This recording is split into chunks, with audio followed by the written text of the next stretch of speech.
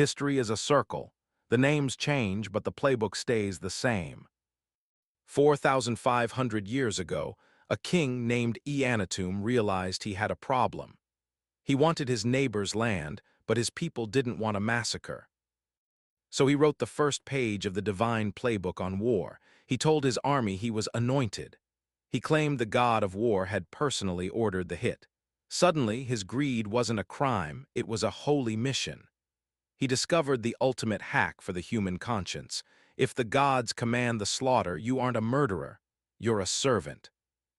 The trick was too good to let die, and countless tyrannical leaders followed the playbook.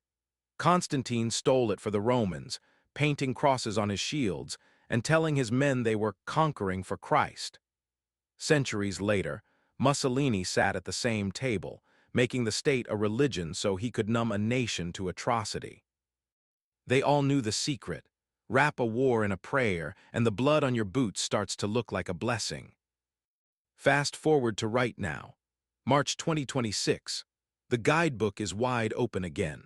While our bombs rain down on Iran, it sounds less like a war and more like an advertisement for a crusade. The anointed are back. They're telling our troops this isn't policy, it's God's plan. They want you to believe that we aren't dropping payloads.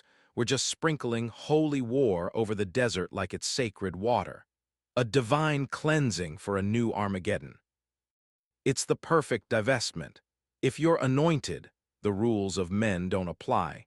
You don't have to take responsibility for the bloodshed, because you've convinced your followers that you're just the hand of God. On March 2nd, a U.S. military NCO said, President Trump has been anointed by Jesus to light the signal fire in Iran to cause Armageddon and mark his return to Earth.